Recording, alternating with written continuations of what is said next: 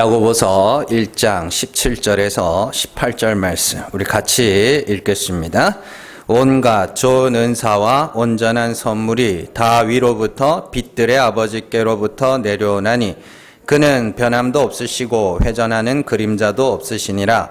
그가 그 피조물 중에 우리로 한 첫 열매가 되게 하시려고 자기의 뜻을 따라 진리의 말씀으로 우리를 낳으셨느니라. 아멘. 야고보서 10번째 시간입니다. 아들이 되고 아비가 되라입니다. 지난 시간에 야고보가 성도들에게 속지 말라 그런 말씀에 대해서 살펴봤습니다. 그 말은 누군가가 성도들을 속여 그들을 방황하게 만들고 있다 그런 뜻이라 그랬죠. 그래서 하나님의 인간의 의와 행위와 물질 같은 것들이 하늘로 올라갈 수 있다. 우리의 어떤 것이 위로 올라갈 수 있다라는 그 말에 속고 있다는 뜻이며, 온전한 것과 선한 것은 하늘로부터 위로부터 아래로 내려오는 것이니, 그래서 우리는 위로부터 아래로 내려오는 걸 잘 받아서 뭐 하면 돼요? 찬송하고 감사하면 된다. 그런 이야기를 드렸습니다. 그래서 거기 말씀 그 17절 마지막 부분에 나오는 그는 변함도 없으시고 회전하는 그림자도 없다는 말은 늘 그랬다는 뜻이에요. 처음부터 하나님은 늘 그런 분이었다. 그런데 우리가 그 하나님을 오해하고 있으니까 자꾸 내 걸 올려보내겠다고 하는 그런 생각들을 갖고 있었는데 그게 아니다. 그렇게 이야기를 하고 있는 것이죠.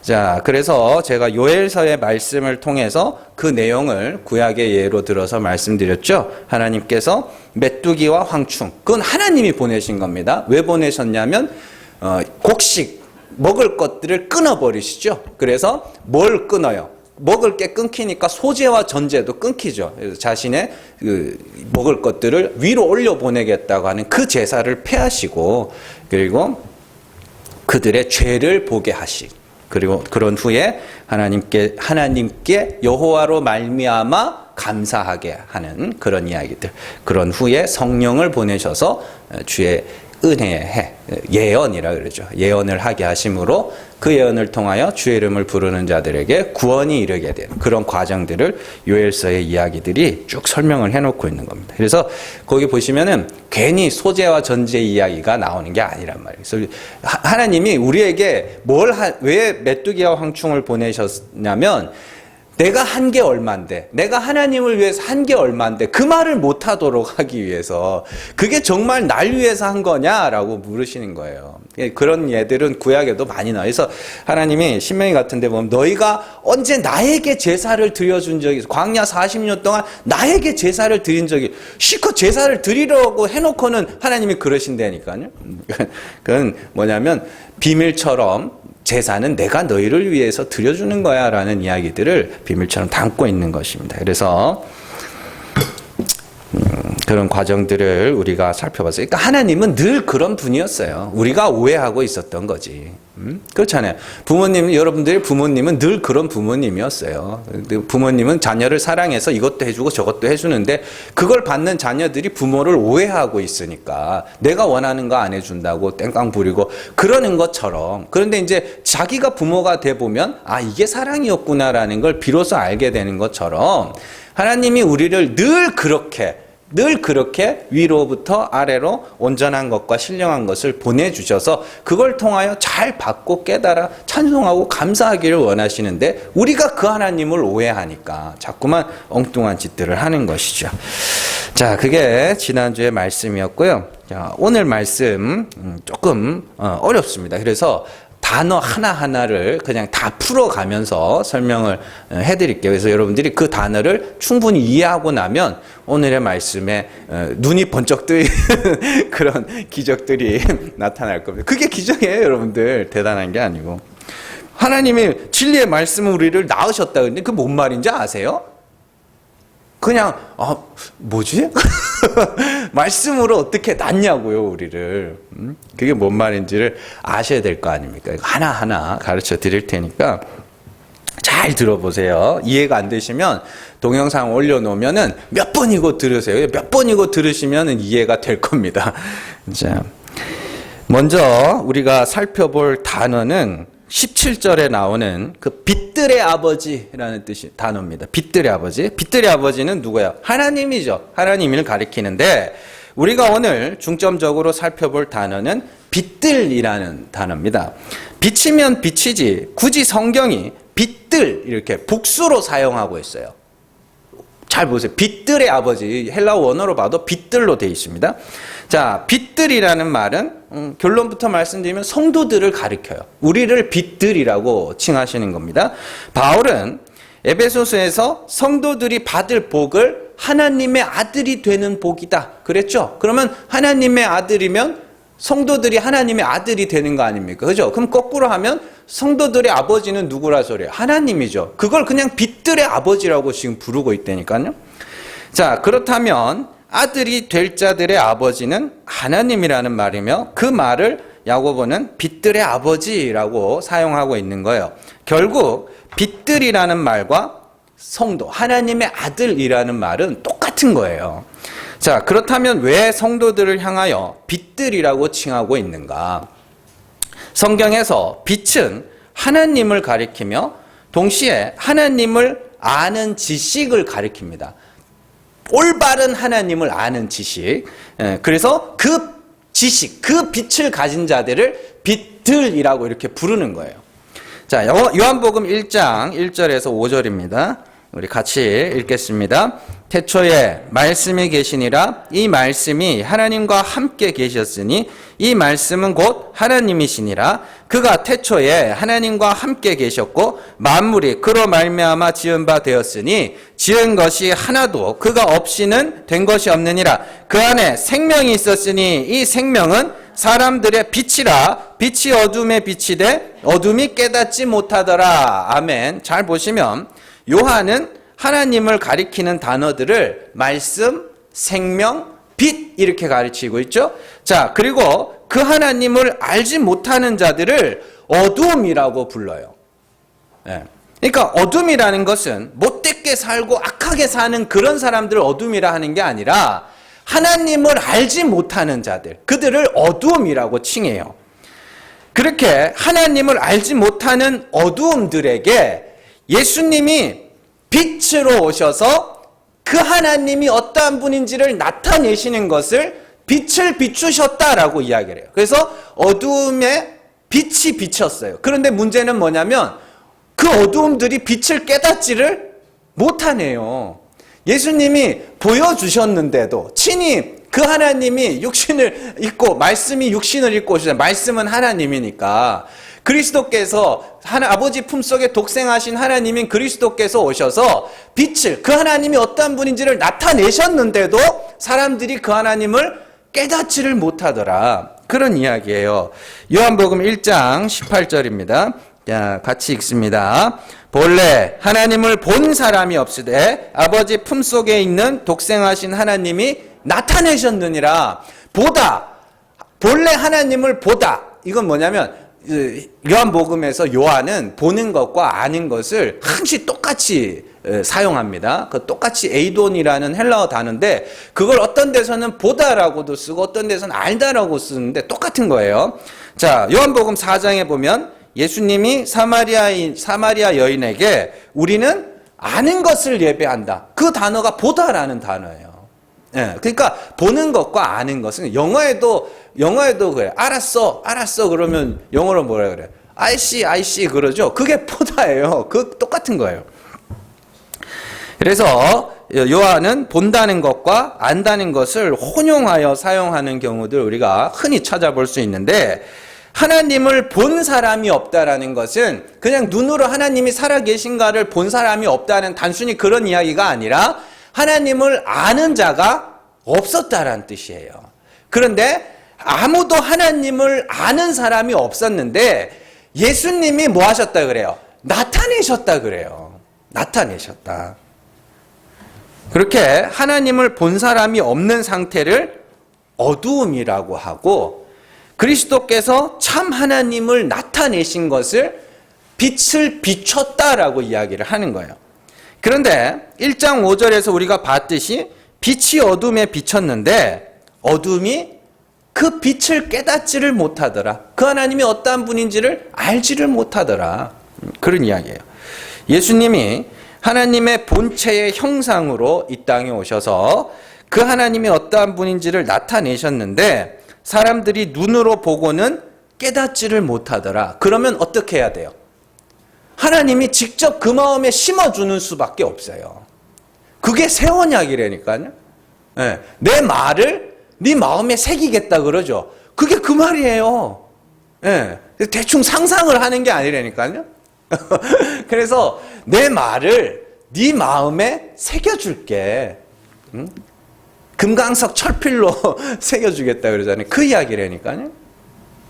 자, 그걸 바울이 어떻게 설명하는가? 고린도후서 4장 6절입니다. 같이 읽습니다. 어두운 데에 빛이 빛이라 말씀하셨던 그 하나님께서 예수 그리스도의 얼굴에 있는 하나님의 영광을 아는 빛을 우리 마음에 비추셨느니라. 그러니까 눈으로 보고 귀로 들어서 그 하나님을 알 수 있는 자가 없으니까 그건 예수님께서 증명해 주신 거잖아요. 그죠? 그러니까 하나님이 직접 그 마음에다가 빛을 비춰 주시는 거예요. 택한 자들에게만. 그걸 성령이라고 그래요. 그리고 그 빛을 받아 가진 자들을 빛들이라고 불러요. 빛들. 그래서 그 빛들이 하는 일을 사도 바울은 빛을 비추는 것이라 하며 동시에 생명의 말씀을 비추는 것이다 라고도 이야기를 해요. 빌립보서 2장 15절에서 16절입니다. 같이 읽습니다. 이는 너희가 흠이 없고 순전하여 어그러지고 거스르는 세대 가운데서 하나님의 흠없는 자녀로 세상에서 그들 가운데 빛들로 나타내며 생명의 말씀을 밝혀 나의 다름질이 헛되지 아니하고 수고도 헛되지 아니하므로 그리스도의 날에 내가 자랑할 것이 있게 하려 함이라. 아멘. 잘 보시면 성도들을 향해서 하나님의 흠없는 자녀라 그래요. 흠없는 자녀라니까 막 진짜 아무 흠잡을 데 없는 그게 아니라 온전하고 구비한 자라고 설명할 때 했죠. 하나님의 은혜만 의지하는 자. 그게 흠없는 자녀거든요. 그래서 그렇게 자녀라 말하면서 세상에서 뭐 하라 그래요? 빛들로 나타나라. 네. 빛들로 나타나라. 그러면 그 빛들로 나타나는 게 뭐냐면 16절에서 생명의 말씀을 밝히는 것이라고 이야기해요. 생명의 말씀이 뭐예요? 그 생명이 뭐라고 했어요? 요한이 생명을 뭐라? 하나님이라 그러잖아요. 요한복음에서 하나님은 말씀이라 생명이라 빛이라 그러면서 그 하나님을 아는 자, 하나님이 그 마음에 그리스도의 얼굴에 나타난 하나님의 영광을 아는 빛을 비추셔서 그 빛을 가진 자들을 빛들이라고 하고 그 빛을 세상에 비추는 자들, 그걸 생명의 말씀을 밝히는 자, 그게 아들이야 라고 이야기를 하는 거예요. 결국 성도들을 빛들이라고 하는 것은 하나님의 영광을 아는 빛. 그 하나님의 영광을 아는 빛, 그러니까 뭐 복잡한 게 아니고 그 하나님, 참 하나님이 어떠한 분인지를 아는 빛을 받아 그걸 말로써 삶으로써 이렇게 나타내는 자들, 그들을 빛들이라고 이야기를 하는 거예요. 자, 그리고 두 번째로 살펴볼 단어가 말씀이라는 단어입니다. 말씀. 우리가 앞서 요한복음 1장에서 살펴본 바와 같이 말씀은 뭐예요? 하나님이죠. 말씀은 하나님이다. 그 말이 뭔지를 잘 아셔야 돼요. 그렇다면 말씀이라는 것은 무엇인가? 왜 말씀을 하나님이라고 하는가? 그럼 말씀이 뭔지를 알아야 될 거 아니에요. 그죠? 우리는 하나님의 말씀이라고 하면 그냥 성경을 제일 먼저 떠올리죠. 성경, 기록된 성경. 그죠? 하나님의 말씀, 성경. 근데 맞아요. 하나님의 말씀 맞아요. 그런데 꼭 맞는 건 또 아니에요. 성경에 하나님의 말씀만 기록되어 있는 거 아니거든요. 그렇죠. 성경의 저자 같은 구약 성경 같은 경우에는 뭐 에스라가 그냥 거의 구약 성경을 다 다시 썼다 그런 말들도 있고 구약 성경 저자들 다 다루고 막 그래요. 근데 그럼에도 불구하고 성경을 하나님의 말씀이라고 부르는 이유는 성경이 하나님이 어떠한 분인지를 기록하고 있기 때문에 하나님의 말씀이라 그래요. 자, 모든 성경은 하나님의 감동으로, 성령의 감동하심으로 기록됐다고 이야기를 하죠. 그러면 성령이 그 성경을 통하여 말하고자 한 게 뭐냐고요. 하나님이 이런 분이야 라는 것을 말하고 싶은 거예요. 성경을 통하여서. 성경에 기록된 문자들 전체가 하나님의 말씀은 아니란 말이에요. 여러분들 잘 이해를 하셔야 됩니다. 거기에는 마귀의 말도 있고 사람의 말도 있어요.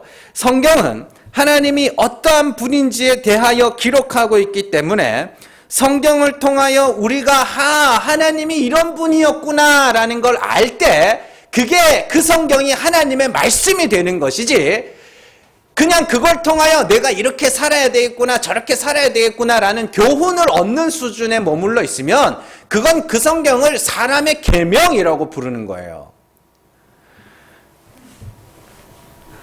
그렇잖아요.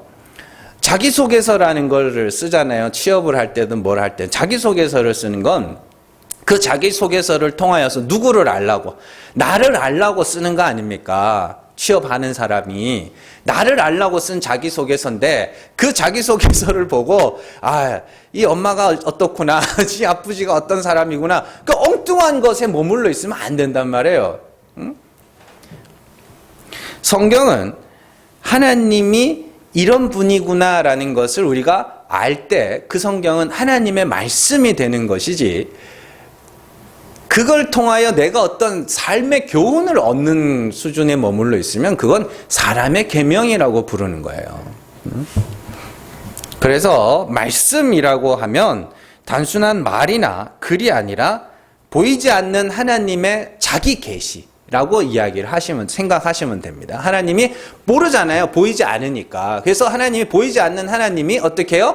우리에게 그 하나님을 어떻게 나타내신 것, 그건 하나님의 말씀이라고 이야기를 하는 거란 말이에요. 히브리서 1장 1절에서 3절 한번 보세요. 같이 읽습니다. 옛적에 선지자들을 통하여 여러 부분과 여러 모양으로 우리 조상들에게 말씀하신 하나님이 이 모든 날 마지막에는 아들을 통하여 우리에게 말씀하셨으니 이 아들을 만유의 상속자로 세우시고 또 그로 말미암아 모든 세계를 지으셨느니라. 이는 하나님의 영광의 광채시요 본체의 형상이시라. 그의 능력의 말씀으로 만물을 붙드시며 죄를 정결하게 하는 일을 하시고 높은 곳에 계신 지극히 크신 이의 우편에 앉으셨느니라. 아멘. 자, 다른 내용들은 차치하고 하나님이 선지자들을 통하여 말씀하셨다 그래요. 그게 뭐냐고요? 구약의 선지자들을 통하여 하나님이 어떠한 분이신가를 우리에게 나타내고 있었다는 소리예요. 무슨 말인지 아시겠어요? 그리고 마지막에 아들을 통하여도 말씀하셨다 그래요. 그게 요한복음 1장이잖아요. 하나님을 본 사람이 없는데 아버지 품속에 독생하신 하나님이 그 하나님을 우리에게 나타내셨다. 그걸 말씀하셨다라고 이야기를 하는 거라니까요. 하나님이 나는 이런 하나님이야 라고 나타내신 것, 그걸 말씀하셨다 그래요. 그래서 3절에서 영광의 광채, 빛이에요. 빛. 그리스도는 하나님의 영광의 광채, 하나님이 어떠한 분인지를 나타내기 위하여 오신 분. 그리고 본체, 보이지 않는 그 하나님이 이 땅에 어떻게 해요? 보이는 분으로 나타나신 것. 그게 본체의 형상이라는 말입니다.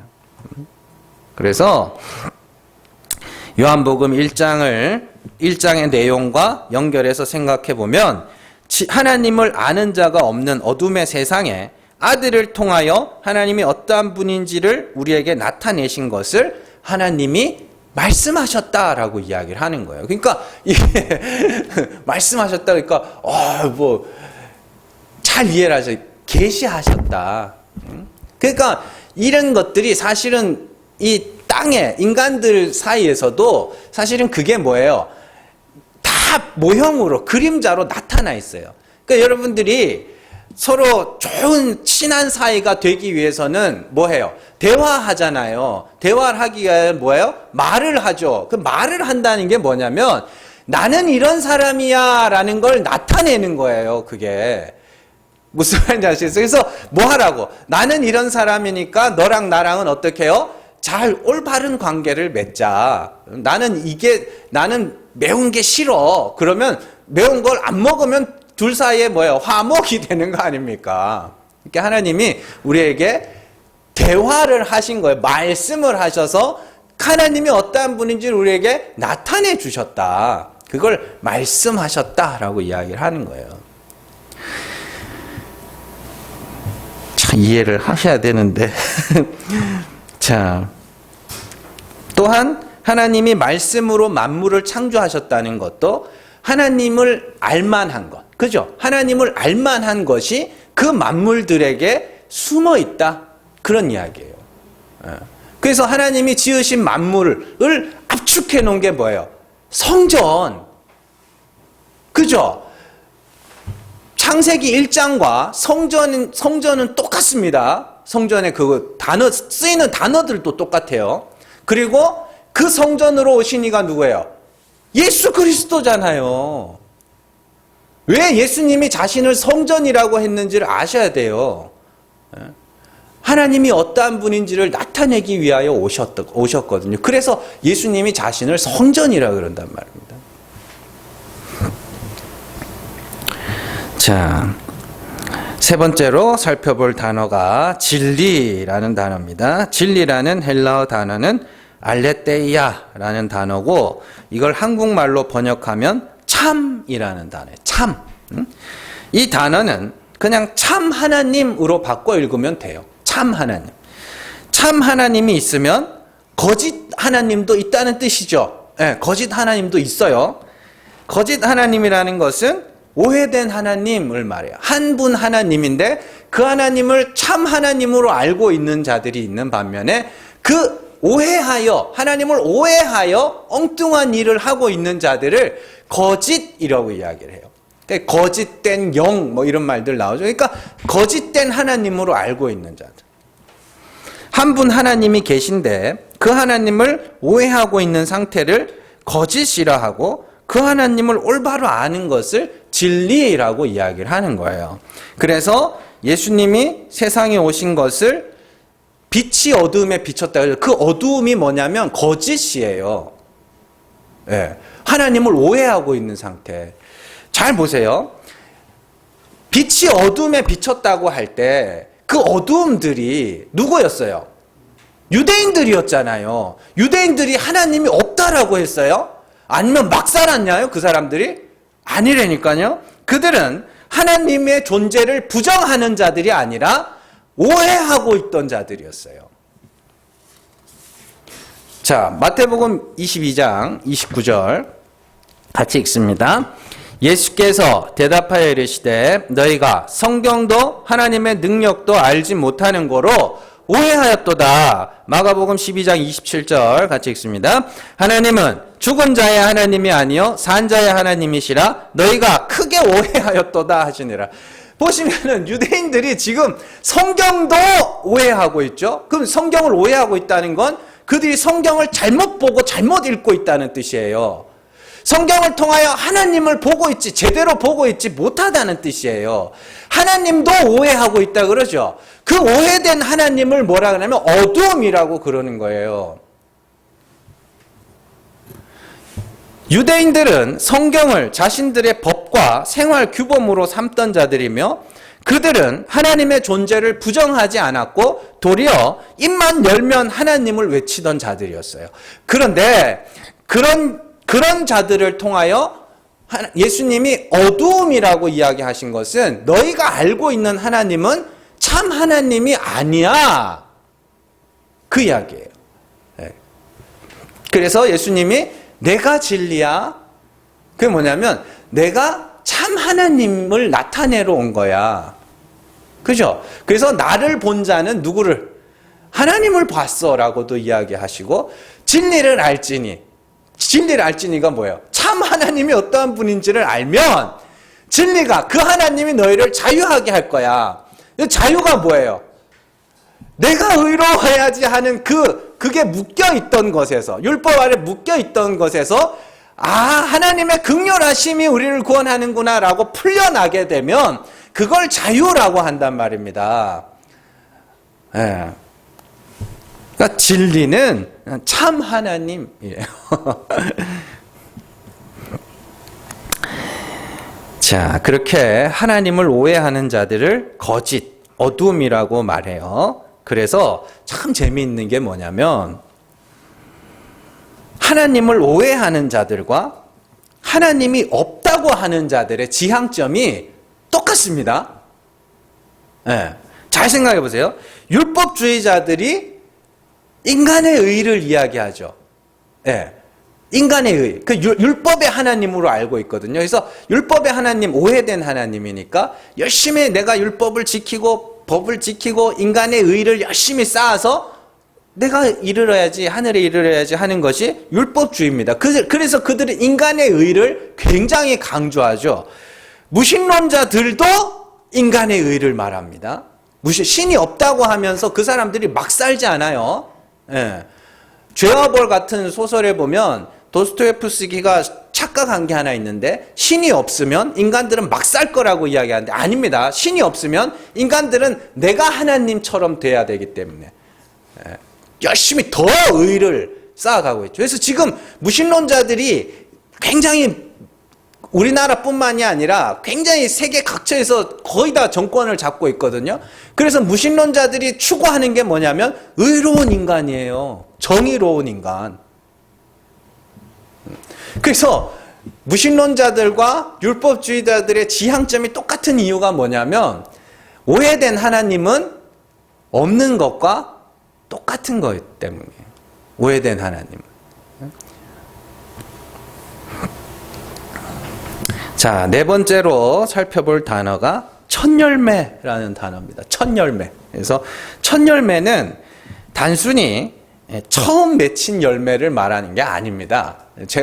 이거는 저도 이번에 공부하다 처음 깨달았어요.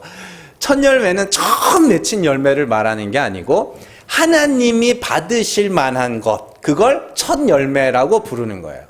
자, 민수기 3장으로 한번 가보세요. 민수기 3장 12절에서 13절입니다.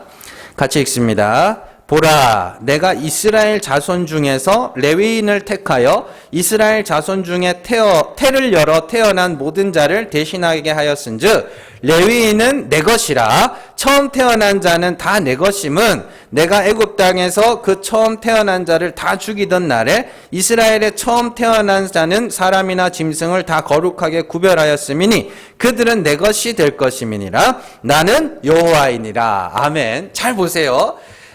하나님은 구약에서 13절에 처음 것은 다 내 것이다 이렇게 이야기를 해요. 처음 것, 그게 첫 열매거든요. 처음 것은 다 내 것이다 해놓고는 레위인을 내 것이라 그래요. 무슨 말인지 아시겠어요? 12절에 레위인을 택하여 이스라엘 자손 중에 태를 열어 태어난 모든 자를 대신하게 하였은즉 레위인은 내 것이다. 레위인은 내 것이다라고 해놓고 처음 것은 내 것이다라고 이야기를 해요. 그래서 그런데 레위인은 몇 번째 아들이에요? 세 번째죠. 예, 세 번째 아들인데 첫 번째 아들은 르우벤인데 하나님이 그것 치우고 레위인을 내 것이라고 하신다고요. 그 말이 뭐냐면 처음 것이라는 것은 하나님이 구별하신 것, 하나님이 구별하신 것. 그래서 하나님의 것으로 택하신 자들을 그냥 첫 열매라고 그렇게 이야기를 하는 거예요. 그래서 우리는 처음 것을 맨 처음에 난 것이라 생각하는 것이 아니라 하나님이 하나님의 것으로 거룩하게 구별한 자들, 그들을 처음 것이라고 불러요. 그래서 처음 것이라는 것은 맨 처음에 난 것이 아니라 하나님의 것으로 구별한, 하나님이 받으실 만한 것이란 뜻이에요. 그래서 예수 그리스도를 첫 열매라고 부르고 그리스도를 믿는 우리도 첫 열매라고 불러요. 고린도전서 15장 20절 한번 보세요. 같이 읽습니다. 그러나 이제 그리스도께서 죽은 자 가운데서 다시 살아나사 잠자는 자들의 첫 열매가 되셨도다. 아멘. 잘 보시면 예수님을 첫 열매라고 하시는 이유는 맨 처음으로 죽은 자 가운데서 살아나셨기 때문이 아니라 죽은 자 가운데서 살아난 자는 구약에도 나와요. 그런데 맨 처음 죽은 자 가운데서 살아나셨기 때문이 아니라 그렇게 죽은 자 가운데서 살아나야 내가 받을 만한 자가 되는 거야. 거기에 강조점이 있는 거예요.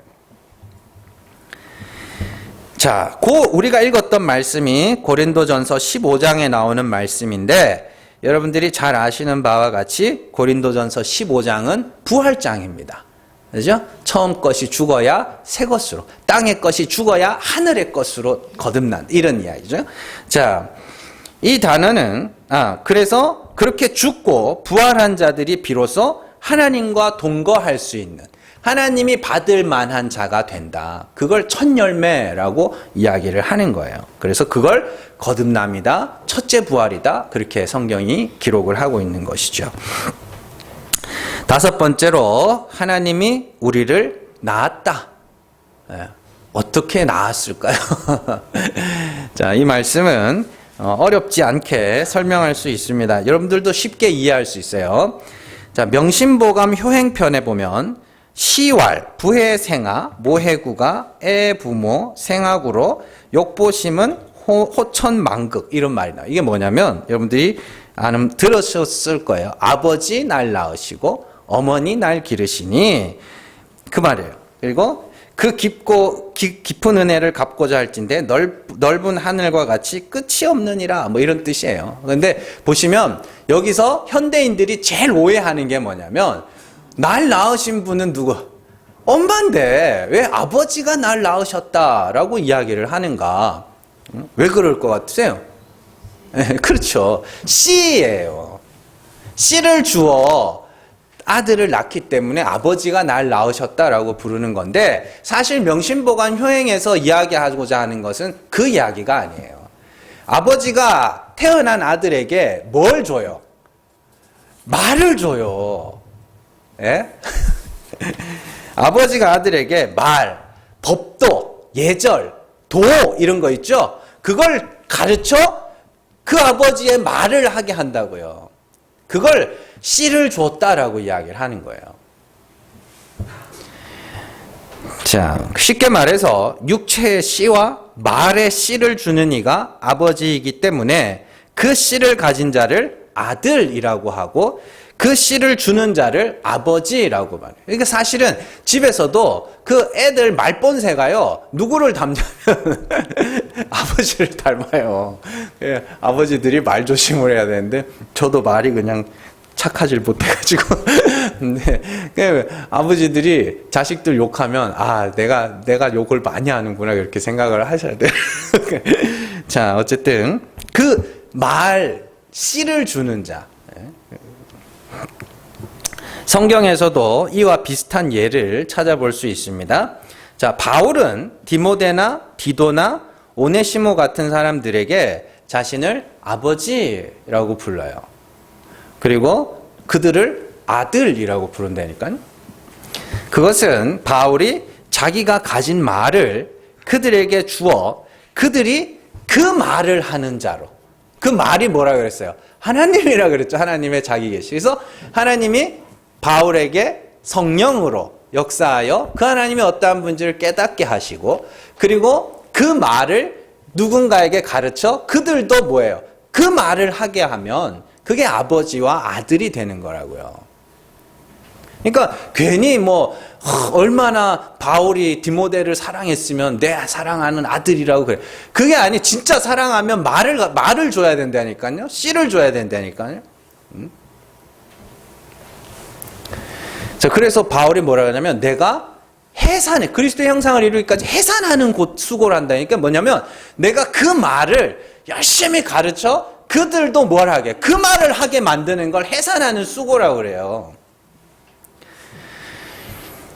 그렇다면 하나님이 우리를 낳았다는 것은 하나님의 말씀, 하나님의 자기 계시를 우리에게 심으셨다. 아까 전에 고린도후서 4장에서 본 것과 같이 그리스도의 얼굴에 나타난 하나님의 영광을 아는 빛을 우리에게 비추신 것을 진리의 말씀으로 우리를 낳았다라고 표현을 하시는 거란 말입니다. 그렇게 하나님으로부터 참 하나님을 아는 지식, 하나님의 영광을 아는 빛, 또 그게 말씀을 받아 그 말을 하게 되면 그것을 진리의 말씀으로 우리를 낳으셨다라고 이야기를 하는 거예요. 그래서 하나님은 예수님을 향하여서도 내가 너를 낳았다라고 표현을 하시는 거예요. 시편 2편 7절입니다. 자, 같이 읽습니다. 내가 여호와의 명령을 전하노라. 여호와께서 내게 이르시되 너는 내 아들이라. 오늘 내가 너를 낳았도다. 히브리서 1장 5절입니다. 같이 읽습니다. 하나님께서 어느 때에 천사 중 누구에게 너는 내 아들이라. 오늘 내가 너를 낳았다 하셨으며 또다시 나는 그에게 아버지가 되고 그는 내게 아들이 되리라 하셨느냐. 아멘. 자, 예수님이 세례 요한에게 세례받고 올라오실 때 하늘이 열리고 성령이 비둘기같이 임하죠. 그죠? 빛이 비치는 거예요, 거기에. 그리고는 뭐라 그래요? 내 아들이야. 내 사랑하는 아들이야. 내 기뻐하는 자야. 이렇게 이야기를 한다고요. 그래서 예수님이 공생의 시작을 그때부터 시작하신다니까요. 그 하나님이 어떠한 분인지를 나타내시기 위하여. 왜 30이냐? 지금 몇 번 설명드렸는데 선지자, 왕, 제사장의 나이가 30이에요. 그래서 시편에서 다윗은 장차 오실 그리스도를 가리켜 여호와께서 낳으신 아들, 그 하나님이 어떠한 분인지를 나타내기 위하여 오신 빛, 그리스도를 그렇게 말하고, 히브리서 기자는 그 말을 받아 아까 1장 1절에서 3절에 이 모든 날 마지막에, 그죠? 하나님이 아들을 통하여 우리에게 말씀하셨다라고 이야기를 하잖아요. 그러면 그 예수님이 아들, 내가 너를 낳았다. 진리의 말씀을 주어. 그 하나님의 말씀이 그 안에 있어. 그 하나님이 어떠한 분인지를 나타내게 하시는 그 아들이다. 이렇게 이야기를 하는 거예요. 그래서 요한은 그런 모습을 말씀이 육신을 입고 이 땅에 오신 분이 예수 그리스도다라고 이야기를 해요. 하나님이 아들에게 진리의 말씀을 주어 하나님이 어떠한 분인지를 나타내게 하신 것을 낳았다라고 이야기를 하는 겁니다. 자, 이상의 단어들을 잘 기억을 하시면서 오늘 말씀을 다시 한번 읽어보시면, 자, 하나님이 우리에게 주신 좋은 은사와 온전한 선물이 뭐예요? 진리의 말씀이죠. 그 진리의 말씀은 우리가 하나님의 말씀을 받은 아들들이며 빛을 받은 빛들로 만들어주는 거죠. 그래서 그 하나님이 어떠한 분인지를 깨닫게 하여 주신 것. 그리고 그 빛과 진리의 말씀을 우리에게 주신 이유는 우리가 하나님이 받으실 만한 첫 열매가 되도록 하기 위함이다. 자, 이 말씀과 그 1장 그 초두에서부터 나오는 말씀들을 쭉 종합해 보면 하나님은 진리의 말씀을 우리에게 주심으로 우리가 하나님께 온전하고 구비하여 조금도 부족함이 없는 자로 만드셔요. 그 진리의 말씀을 통해서. 그래서 진리의 씨가 여러분들을 그렇게 만들어 간다니까요. 그러면 어떻게 부족함이 없는 자로 만드느냐? 그 진리의 씨가 우리 안에 담기면 그때부터 무슨 일을 한다 그래요? 풀이 마르고 꽃이 시들어 부한 자가 낮아지게 되는 거예요. 하나님의 은혜만 의지하는 자로 만들어 가셔요. 그래서 베드로는 요 베드로전서에 보면 그 씨가 말씀이 풀은 마르고 꽃은 시들게 한다고 그래요. 그래서 말씀을 뭐라 하면 내가 너희에게 전한 복음이다 그래요. 그러면 결국 복음이라는 건 하나님이 은혜의 하나님이시다라는 그게 진짜 복음이라니까요.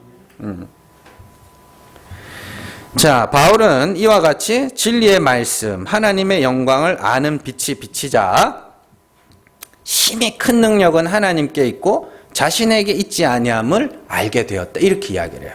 자, 고린도전서 4장 아까 6절 그 뒤에 나오는 7절 2절 같이 읽습니다. 같이 읽습니다. 어두운 데에 빛이 빛이라 말씀하셨던 그 하나님께서 예수 그리스도의 얼굴에 있는 하나님의 영광을 아는 빛을 우리 마음에 비추셨느니라. 우리가 이 보배를 질그릇에 가졌으니 이는 심히 큰 능력은 하나님께 있고 우리에게 있지 아니함을 알게 하려 함이라. 아멘. 잘 보세요. 하나님의 영광을 아는 빛이 뭐라 그래요? 보배라 그래요. 그 보배가 내 질그릇이라는 나의 안에 담기자 뭘 알게 됐냐면 심히 큰 능력, 구원 얻는 능력입니다. 그건 내게 있지 않고 하나님께 있음을 알게 되었다라고 이야기를 하는 거예요. 그게 진리를 가진 자들의 안에서 일어나는 일이라니까요. 우리 안에서 그거를 야고보서의 그 10절, 11절의 말씀과 한번 잘 비교를 해보시라니까요. 말씀이, 진리의 말씀이 성도들 안에 들어가자 풀이 마르고 꽃이 시들어 육체의 아름다움이 세잔하여져 가면서 주의 은혜만 의지하게 되는 그 이야기라니까요. 그러니까 진리를 받은 자, 빛을 받은 자, 성령 받은 자들은 반드시 자신의 죄를 자백하게 되는 일들이 일어나게 된다. 결국에 그거예요. 그러니까 성도의 자기 인식이 변화되게 되는 거예요. 진짜 변화는 마음의 변화라고 말씀드렸잖아요. 마음의 변화라는 건 나의 나됨, 내가 이렇게 의롭고 훌륭한 자야라는 그 마음이 성령에 의하여, 빛에 의하여 깨지기 시작하는 거예요. 그게 하나님이 여러분들 안에서 역사하고 있고 구원 사역이 시작됐다는 증거란 말입니다.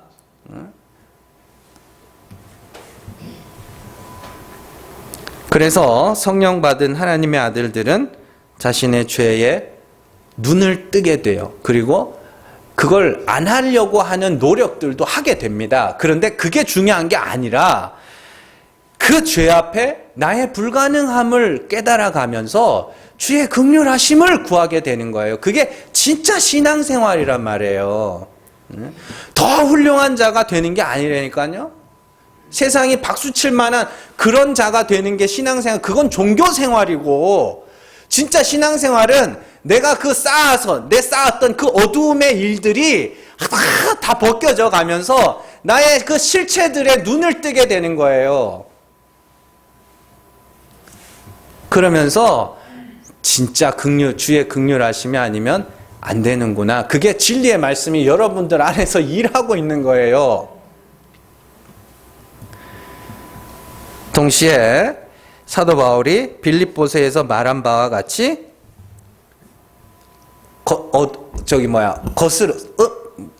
갑자기 생각이 안 나. 거스르는 세대라 그러죠. 거스르는 세대. 그 어둠, 하나님을 알지 못하는 세대. 그 세대에게 빛들로 나타내 생명의 말씀을 밝혀. 이게 뭐냐면 하나님이 어떠한 분인지를 그들에게 나타내. 말해줘. 그렇게 이야기하는 거예요. 그리스도께서 말씀하신 하나님, 그리스도께서 나타내신 하나님의 영광을 알아 그 하나님을 증거하며 말하는 자로 살아가게 되며 동시에 삶으로 하나님이 어떠한 분인지를 나타내는 자로 살아가게 돼요. 구하는 자에게 주고 찾는 자에게 찾게 하시고 두드리는 자에게 주시는 것과 같이 성도들은 누군가가 내게 도움을 요청할 때 외면하지 않으면 돼요. 잘 이해를 하셔야 됩니다. 가만히 있는 사람을 도와주겠다고 나서지 말란 말이에요. 누군가가 도움을 구할 때 도움이 돼주란 말이에요. 그게 은혜 아닙니까?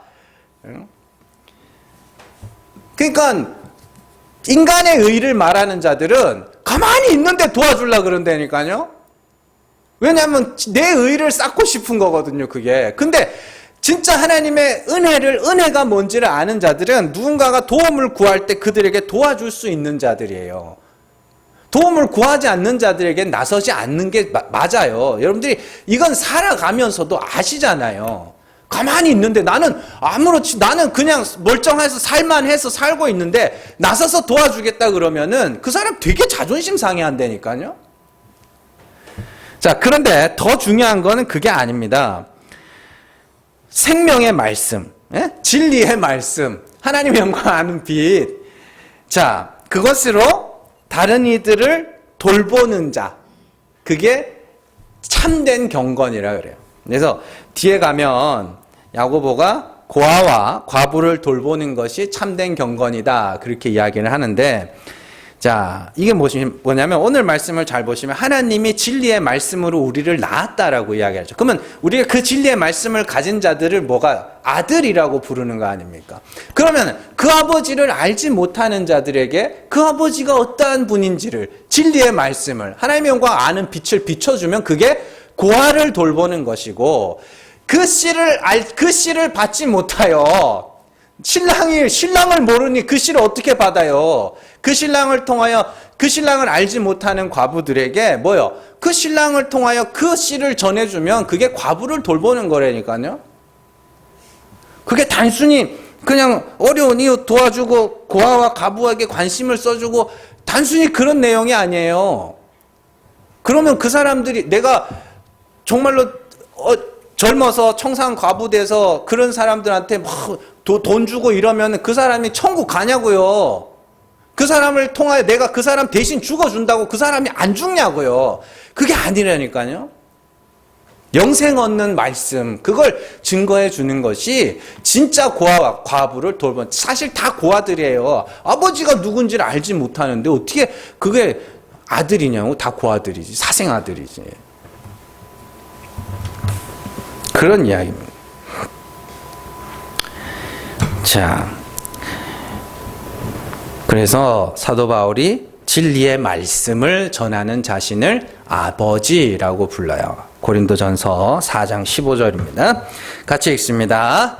그리스도 안에서 1만 스승이 있으되 아버지는 많지 아니하니 그리스도 예수 안에서 내가 복음으로써 너희를 낳았음이라. 아멘. 잘 보세요. 여기 재밌는 게 이 1만 스승이라는 그 헬라어 단어가 파이다고고스인데 이게 무슨 단어냐면 갈라디아서에 보면 율법은 그리스도께로 인도하는 초등교사다. 몽학 선생이다 이러죠. 그 단어예요. 1만 스승이라고 할 때 그 스승이라는 단어가 파이다고고스 초등교사. 그러니까 그리스도 안에 있다고 하면서 수많은 사람들이 뭘 하냐면 율법의 선생으로 살아간다. 그런데 나는 뭐예요? 나는 너에게 복음, 진리의 말씀, 복음으로 너희를 낳았어. 그렇게 이야기를 하는 거예요. 그러니까 1만 스승이 지금도 많습니다. 지금도 많아요. 1만 스승이. 네, 그게 아니라 참 하나님이 어떠한 분인지를 깨달은 것 같다가도 엉뚱한 소리하고 막 그런단 말이에요. 그게 아니라 1만 스승이 있으되 율법으로 가르치는 자는 많은데 그 진리의 말씀을, 그 씨를 받아 그걸 너희에게 주어 나와 같은 말을 하게 만드는 것이 아버지야. 그래서 내가 너희를 복음으로써 낳았어. 이렇게 이야기합니다. 자, 여러분들 진리의 말씀, 참 하나님이 어떠한 분인지 하나님이 여러분들 안에 빛으로 찾아오셔서 나는 은혜의 하나님이야, 긍휼의 하나님이야, 죽은 자를 살리는 하나님이야. 그래서 지금부터 내가 너를 뭐하여? 죽일 거야. 그래서 살려낼 거야. 내가 너를 뭐예요? 낮출 거야, 지금부터. 그리고 나중에 높일 거야. 그래서 뭐예요? 내 은혜를 찬송하는 자로 만들 거야. 그렇게 하나님이 진리의 말씀으로 여러분들 안에 그 눈을 열어주시면 이제는 우리의 삶들이 이해가 된단 말이에요. 아, 그래서 내 삶을 이렇게 인도해 주셨구나.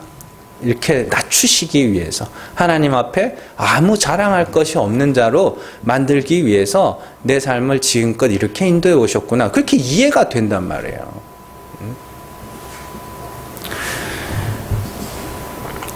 여러분들 제자가 되면 안 됩니다. 제자에 멈춰 있으면 안 돼요. 여러분들은 뭐가 돼야 돼요? 아들이 돼야 됩니다.